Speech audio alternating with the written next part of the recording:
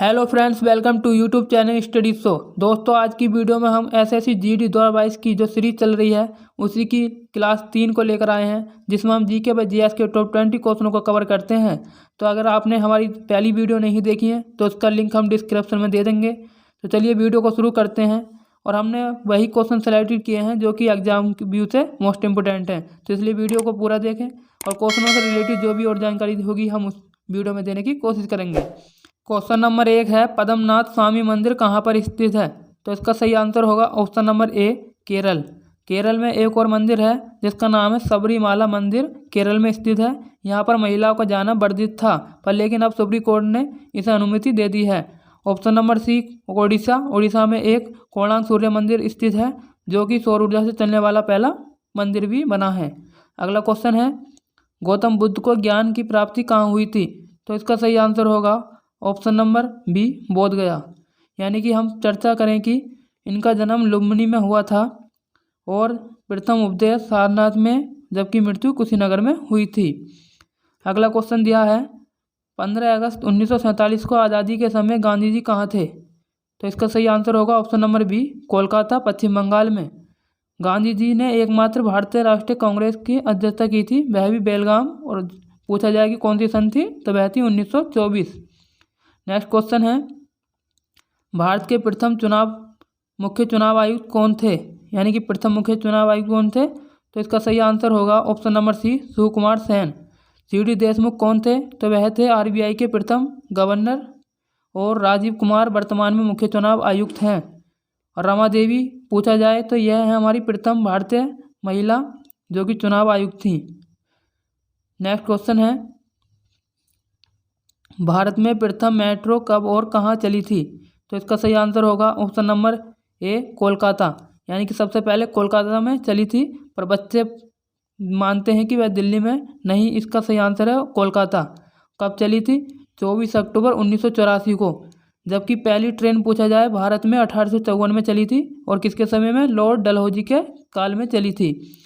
और 34 किलोमीटर चली थी मुंबई से ठाणे के बीच में। नेक्स्ट क्वेश्चन दिया है, भारत के सर्वोच्च न्यायालय की पहली महिला मुख्य न्यायाधीश कौन थी? तो इसका सही आंसर होगा ऑप्शन नंबर डी, इनमें से कोई नहीं। तो बच्चे क्या गलती करते हैं कि इसका सही आंसर देते हैं फातिमा बीबी, पर यह मुख्य न्यायाधीश नहीं थी, खाली ये पहली महिला न्यायाधीश थी। तो ये जो यहाँ पर है ये डाउट वाला क्वेश्चन है। और लीला सेठ की बात करें तो यह भारत की पहली हिमाचल प्रदेश की महिला थी जो कि सुप्रीम कोर्ट की पहली महिला मुख्य न्यायाधीश थी। अगला क्वेश्चन है, और जैसे कि सर्वोच्च न्यायालय की स्थापना कब हुई थी? तो यह हुई थी 24 जनवरी 1950 को। Next question, lady Ratan Tata trophy किस खेल से संबंधित है?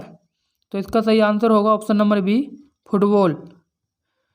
अगला क्वेश्चन है, ध्यानचंद खेल रत्न पुरस्कार 2022 किसे दिया गया? तो इसका सही आंसर होगा ऑप्शन नंबर सी, शरद कमल। शरद कमल को क्यों दिया गया? क्योंकि कॉमनवेल्थ गेम 2021 जो कि बर्मिंघम इंग्लैंड में हुए हैं, तो इन्होंने इसमें गोल्ड मेडल जीते हैं 3। राजीव गांधी खेल रत्न पुरस्कार, यानी कि इसका पहला नाम था, अब लेकिन 6 अगस्त 2021 को इसका नाम ध्यानचंद कर दिया गया, और इसमें 25 लाख रुपए राशि दी जाती है। अगला क्वेश्चन दिया है हमें, संपूर्ण क्रांति के जनक के रूप में किसे जाना जाता है? तो इसका सही आंसर होगा option number B, Jayaprakash Narayan. और मोतीलाल नेहरू ने स्वराज पार्टी की स्थापना की थी। और एनी बेसेंट जो कि भारतीय राष्ट्रीय कांग्रेस की 1917 में भारतीय राष्ट्रीय कांग्रेस की अध्यक्षता की थी कलकत्ता अधिवेशन में। नेक्स्ट क्वेश्चन है, विश्व की तीसरी सबसे लंबी नदी कौन सी है? तो इसका सही आंसर होगा ऑप्शन नंबर ए, यांगटीसी। और ये कहाँ पर है? चीन में। नील नदी विश्व की सबसे लंबी नदी है। गंगा नदी भारत की अमेजन सबसे चौड़ी नदी कहा जाता है। नेक्स्ट क्वेश्चन है, इसरो द्वारा 2022 में पहला प्रक्षेपण कौन सा है? तो इसका सही आंसर होगा ऑप्शन नंबर ए, PSLV 52। अगर PSLV की फुल फॉर्म बोली जाए तो वह होती है पोलर सैटेलाइट लॉन्च व्हीकल। अगला क्वेश्चन दिया है, मानव शरीर की सबसे बड़ी ग्रंथि है? तो इसका सही आंसर होगा ऑप्शन नंबर सी, यकृत। और कहा जाए कि मास्टर ग्रंथि किसे कहा जाता है? तो वह कहा जाता है पीयूष ग्रंथि को। और मास्टर ऑफ मास्टर किसे कहा जाता है? हाइपोथैलेमस को। नेक्स्ट क्वेश्चन है, देखिए मास्टर ग्रंथि हमने नीचे दे रखा है, किसे कहा जाता है? इन्हें कहा जाता है। पढ़ लीजिए। भारत की पहली जनगणना कब हुई थी? तो इसका सही आंसर होगा ऑप्शन नंबर बी 1872 में। 1872 में मई के समय में भारत की जनगणना हुई थी और रिपन के समय से 1881 में नियमित जनगणना होनी शुरू हो गई थी। 2011 में जो हमारी जनगणना हुई थी वह कैवें नंबर की थी? 15वें नंबर की। नेक्स्ट क्वेश्चन है, स्टैचू ऑफ यूनिटी किस राज्य में स्थित है? तो इसका सही आंसर होगा ऑप्शन नंबर बी गुजरात में। अगर आपसे पूछा जाए स्टैचू ऑफ इक्वलिटी कहाँ है, तो वह हैदराबाद में, जबकि statue of knowledge Maharashtra Latur में स्थित है, जो कि भीमराव अम्बेडकर की मूर्ति है।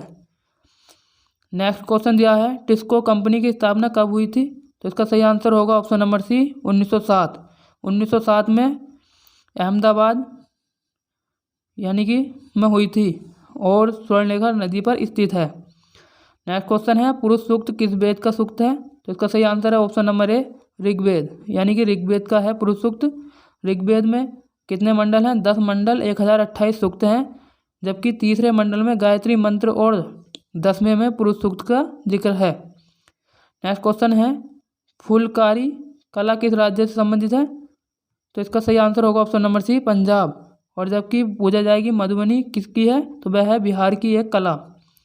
नेक्स्ट क्वेश्चन दे रखा है, किस दिल्ली सल्तनत यानी कि सुल्तान ने रक्त नीति लागू की थी? तो इसका सही आंसर होगा ऑप्शन नंबर बी बलमन।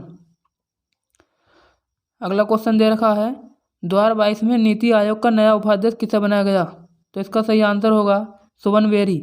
इससे पहले नीति आयोग के उपाध्यक्ष कौन थे? वह थे राजीव कुमार। अगर पूछा जाए कि वर्तमान में सीईओ कौन है नीति आयोग के, तो वह होगा ऑप्शन नंबर सी परमेश्वर अय्यर। इससे पहले कौन थे? अमिताभ कांत। नेक्स्ट क्वेश्चन दे रखा है, ऑपरेशन गंगा किससे संबंधित है? तो इसका सही आंसर है ऑप्शन नंबर बी यूक्रेन में फंसे भारतीय नागरिकों से संबंधित, इनको यानी कि भारत लाना ऑपरेशन गंगा कहलाता है। तो आई होप ये क्वेश्चन आपको समझ आ गए होंगे। अगर वीडियो अच्छी लगी हो तो वीडियो को लाइक करें। ऐसी और वीडियो देखने के लिए हमारे चैनल को सब्सक्राइब करें। मिलते हैं नेक्स्ट वीडियो में। जय हिंद।